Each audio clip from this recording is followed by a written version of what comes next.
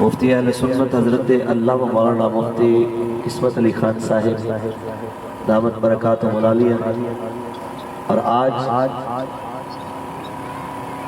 جن کے لیے میں اور آپ یہاں جن کی حمایت کا اظہار کرنے کے لیے آئے ہیں، قبلہ بابا جی کے شیر امیر المجاہدین جناب حاجی محمد شفیق خان قصوریہ صاحب، اور نبی علیہ السلام کے وہ سارے غلام علماء کرام مشائخ اہل سنت قبلہ محمد شاہ صاحب اور دیگر وہ تمام ساتھی جن کے میں نام نہیں لے سکا، میں یہی کہوں گا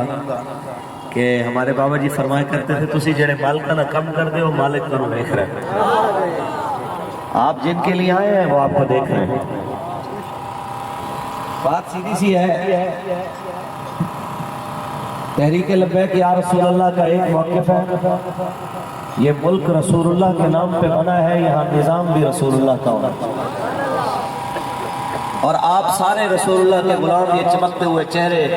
یہ غیرت ایمانی کے ساتھ بیٹھے ہوئے بزرگ بچے جوان،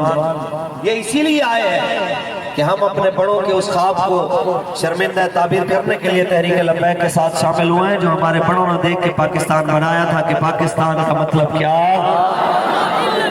اللہ کی ضرب لگائیں، پاکستان کا مطلب کیا؟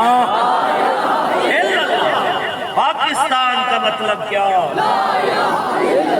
دستور ریاست کیا ہوگا؟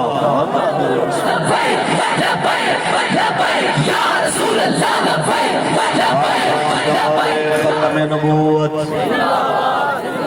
اصل مسئلہ انہیں اسی چیز سے ہے کہ یہ لوگ،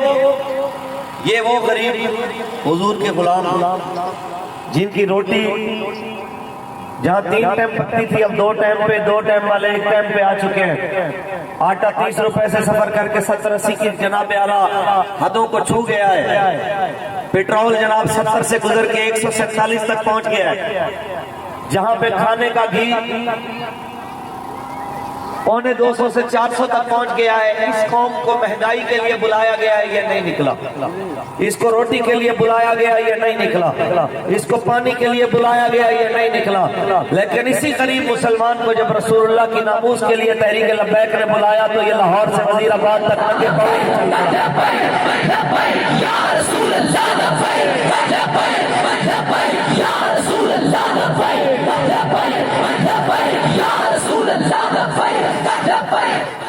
ہم بس یہی سمجھانے کے لیے آئے ہیں جنہیں ابھی تک سمجھ نہیں آئی،